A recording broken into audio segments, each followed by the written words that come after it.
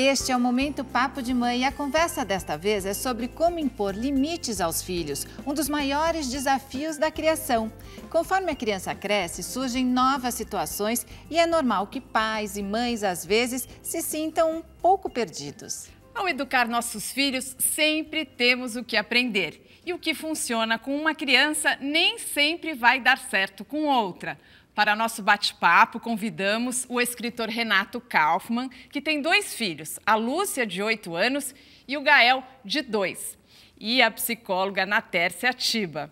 Natércia, o seu pai, o psiquiatra e educador Issami Tiba, costumava falar: quem ama educa, esse é até o título de um dos livros dele. É isso mesmo? É isso mesmo. A ideia de que o cuidado com o filho, ensinar para ele até onde ele pode ir, é fundamental e é um grande gesto de amor mesmo. O Issami Tiba que nos faz tanta falta, né? Você até participou desse livro dele. Sim, fui colaboradora do livro. Muito legal trabalhar com um pai desses, né? Muito Nem gostoso. fale, um privilégio. E, Renato, como está sendo impor limites para os seus filhos, né? Eu imagino que eles têm uma diferença aí de idade, que com cada um seja de um jeito, né? Sim. Para mim, o processo de impor limite é muito difícil, porque eu era uma criança muito rebelde e eu me identifico com eles o tempo todo. Então, realmente, assim, é um grande exercício, né? Às vezes você até concorda com a demanda da criança e mesmo assim você mantém o limite, porque é o melhor para ela aprender essa estrutura, mas é bem difícil. Porque a criança tem que começar a entender o que é certo, o que é errado, né? Isso também é uma demonstração de amor, não é? Sem dúvida. E o natural da criança no desenvolvimento é que ela tente, ela vai por tentativas mesmo. Então é normal que ela extrapole, passe dos limites e nós que vamos adequando. Isso é melhor para ela mesmo, que ela aprenda. E dá trabalho, a gente sabe o quanto é cansativo, né? Tem que ter paciência, é difícil mesmo. Às vezes a gente fica com preguiça, né? Acaba deixando, deixa ele fazer, mas não tem jeito, né? Tem que educar. E é difícil mesmo. Tipo, é sofrido porque muitas vezes, assim, o filho entra naquele modo de rejeição, de eu te odeio, bate a porta. Mas, assim, você sabe que é o melhor para ele, mas dói mesmo assim. Aí, como é que faz, por exemplo, né? Na hora que você vai impor limite, às vezes você faz uma ameaça, alguma coisa, depois tem que cumprir. Você consegue cumprir se você vai tirar um brinquedo, alguma coisa assim? Nunca faça uma ameaça que você não está disposto a cumprir. Eu acho que é a coisa mais importante, porque a partir do momento que ele perceber que a ameaça é etérea, que você falou por falar, a sua moral, a sua credibilidade na educação futura foi por água abaixo. Quer dizer, não pode voltar atrás e também os pais da criança têm que seguir aí a mesma linha, né? Sem dúvida, é importante que sejam coerentes. Às vezes eles impõem de forma diferente, mas aonde está o limite é importante que eles estejam de acordo. Agora, um ponto que nem todo mundo sabe é assim, impor limite de uma maneira muito rígida, inflexível, também não é legal, porque a criança precisa aprender a ser flexível. Então, quando a gente fala de um limite, a gente vira meio uma coisa de, olha, eu acho melhor assim, se escuta a criança, vê se dá para ceder um pouquinho. Ceder um pouquinho, às vezes, não é perder a autoridade, é ajustar para aquele filho um limite. Ufa, isso nos dá um certo alívio, né? Não, porque, e eu fico pensando também, ameaça, acho que nem é a palavra mais certa, né? Como é que é essa história de ensinar a criança que existem consequências, ou é ameaça mesmo? Funciona isso, de você falar, bom, se você não me obedecer, você vai ficar sem aquele brinquedo? Então, a partir do... soa como uma ameaça, né, a colocação, mas você precisa antecipar para ele a consequência, porque ele ainda não sabe fazer isso. Então, você vai fazer isso por ele. O que é muito ruim é quando é uma punição. Se você fizer isso, eu vou tirar aquele seu brinquedo, uma coisa que não tem nada a ver. Aí não, mas se você fala, olha, se você fizer isso, a consequência vai ser essa, aí, ok. E, Renato, impor limites é impor regras, né? E isso que a Natércia falou, de ser flexível. Você, assim, tem regras durante a semana, fim de semana é diferente? Como funciona na sua casa?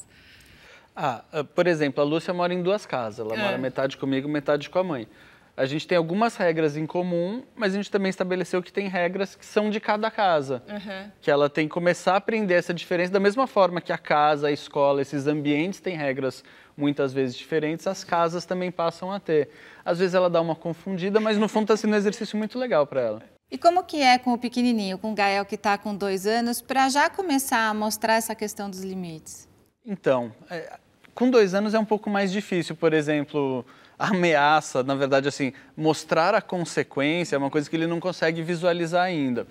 Então, o limite é muito mais, assim, no não, no impedimento, tipo, dessa linha você não passa, do que realmente, assim, ele interiorizar tanto assim. Então, eu acho que encontrando a barreira, seja física, seja da negação, ele vai aprendendo a lidar, mas é um processo mais lento. E dá para impor limites desde cedo, Sim, né? E sabe o que é importante? Quando o pai fala assim, eu falei que não pode, ele foi me olhando e fez, ele me desafia. Não é isso, é porque o pai falou não pode e ele foi lá e fez, podeu, digamos assim. Ele conseguiu fazer. Então, os pais precisam entender que o limite da criança pequena é muito físico mesmo. O não pode é não pode tirando a mãozinha dali, para a criança entender que realmente está ali, ela conseguiria, mas não pode, para ela entender o que significa. Entendeu? Porque o limite não é questão da possibilidade, é de dever ou não, né? De ser uma coisa boa ou não. Exato. Não é que não pode, que não deve. É, exatamente. Tipo, não é que você não é impossível. Não, até para entender o poder da palavra não, né? Que não é não.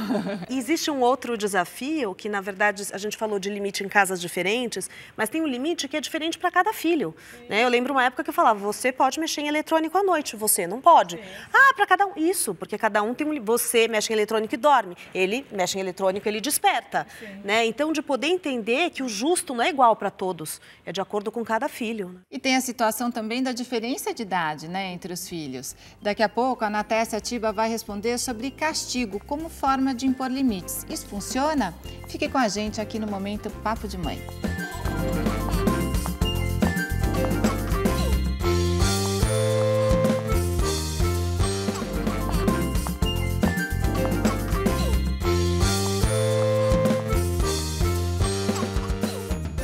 O Papo de Mãe está de volta. Hoje estamos falando sobre limites. Natécia, a gente conversou um pouco sobre o não, né? Falar não para os filhos, mas tem muitos pais que não gostam de falar não, que tem medo de falar não, medo de frustrar os filhos, mas é preciso falar não, né? É preciso falar não e aprender a se frustrar, que ninguém nasce aprendendo a se frustrar. E se eles não aprendem quando pequenos, depois, adultos, a vida vai frustrar de qualquer maneira e eles vão se desestruturar. Então, precisa desenvolver a resiliência mesmo. Então, é assim, é uma coisa fundamental que os filhos sejam frustrados em várias situações para lidar com o sentimento da frustração. E essa questão do castigo? Na sua casa, por exemplo, existe castigo para os seus filhos quando eles não cumprem as regras? Então, na minha casa, o castigo não funciona muito bem. Às vezes, eu até tento recorrer, não um castigo, mas assim, olha, é tirar ela daquele momento e vai pensar um pouquinho, vai se acalmar.